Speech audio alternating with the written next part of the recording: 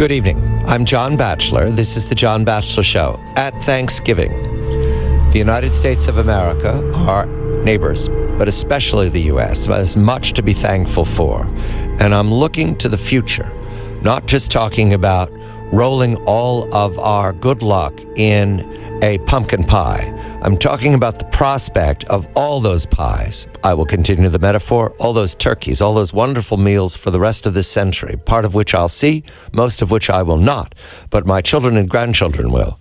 And I'm talking about a new story that is much in the news, but you see it around the edges because it hasn't yet been embraced by the political class. And I do a lot of political talking here. And I know that politicians are cautious when it comes to new sources of revenue, especially when they're controversial state to state. Of course, this is about energy. That is the growth story. The United States of America is energy rich in all directions. Right now, there is anxiety about the coal fields. Right now, there is concern about sustainable development and sustainable energy. But I'm looking at a revolution that's happened in the last 5 years, and in truth, the last 15 years, in this century. It's called hydrofracking. And it has reawakened the oil and natural gas fields, in particular of the Dakotas, the Bakken, and Texas. But there are fields all across America waiting for development, waiting for hydrofracking, the ability to reawaken old seams and make it viable, fiscally viable, to take that oil and natural gas to market.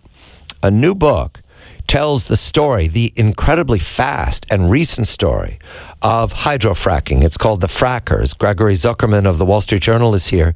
He's the author, the outrageous inside story of the new billionaire wildcatters. I don't just want to talk about then, and really some of the major players here, McClendon and Ward and Ham, all started at the year 2000. That's right, when we were always all worried about the year 2000 problem, they were looking to the future and the scale of money available. I want to bring it right up to date and talk now, because fracking is now so successful and we're now producing so much oil and so much natural gas. Our railroads are overwhelmed with the amount of oil they're hauling, and our pipelines are inadequate to the amount we're producing. I want to go to the future because it's also about politicians getting involved in terms of regulation. Greg, a very good evening to you. Regulation is the new frontier for hydrofracking, for the oil and natural gas companies producing right now.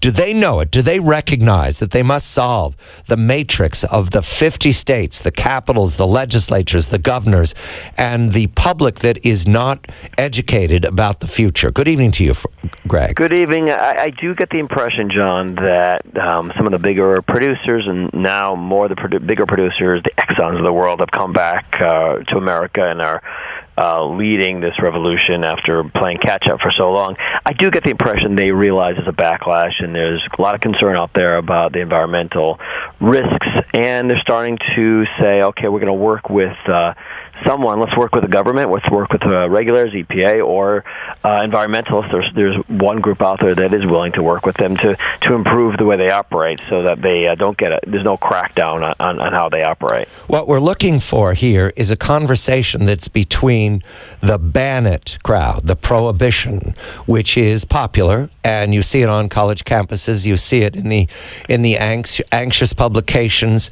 of political actors and NGOs across the country, and the no regulation whatsoever, go for it drill. That would be Texas and North Dakota right now. And they're making a lot of money. There are a lot of jobs. There's growth. That's a good story. But in between are all these states that are puzzled. Now, New York and California, those are ban it states, right, Greg? They are not even entertaining fracking right now. Well, they're entertaining it. They're thinking about it, especially California, a little more so, I would argue, than New York. There are people pushing them, but yeah, there's a lot of pushback from environmentalists and politicians who kind of straddle this issue. Let's go to a news story. I learn from Wyoming. because in Wyoming, there's a pavilion, Wyoming. It's an incident that's happened over these last couple of years. But Wyoming, which is associated, you'd have to say, with the conservative part of the Republican Party, thanks to the vice president and his daughters now running for public office. Wyoming is right now instituting regulations about water and the possible damage to water from hydrofracking that are said to be strict, but something that doesn't cut off hydrofracking conversation at the legislature. Is that new, as I read it, Greg, because you're very well educated in these matters? Is that new, and is that a road forward? I think it is. It is new. It's a sign of the future where a number of states, Colorado as well, they're saying, okay, we got a revolution here. We're sitting on all this oil and gas. It's going to be drilled. Let's make sure the producers do it in a safe way. And Wyoming is big. They rank fourth among states in natural gas production, eighth in oil production, and they've seen a rapid increase in recent years. So they, and again, Colorado, are really at the forefront of saying, let's work with producers in terms of creating a model. Let's make sure that they test water before. Let's test for methane emissions before they start drilling, so we have something to compare it to. And in some ways, they're taking up the slack where the EPA is leaving a little room to be desired. Yes, the EPA is one great big fist that comes down bang and makes it expensive to introduce hydrofracking into regions where their startup costs and their drilling costs. I'm told that in Wyoming, these costs could be $15,000 a well. Is that doable right now with the market, Greg?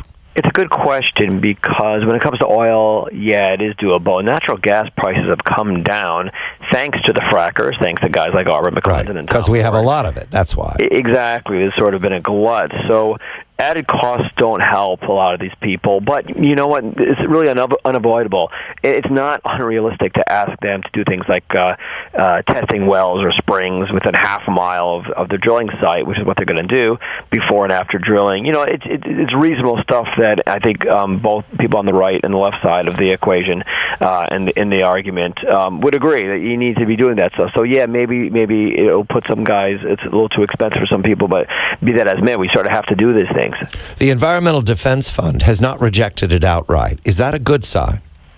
They've done more than that. They actually work with producers. So Environmental Defense Fund gets a lot of heat from people on the left, from environmentalists on the left, because they're willing to work with the drillers like Harold Hamm and others, as opposed to most of the environmental crowd who say that, they say fracking is poisonous, so let's boycott it.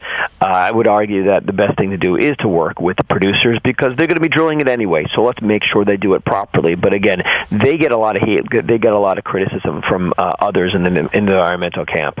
The Wyoming regulations in particular are understood as strict, and I'm wondering if there are other states watching the success or not of taking strict regulations from a state, a Rocky Mountain state. There's a lot of natural gas and oil in the Rocky Mountain states, and push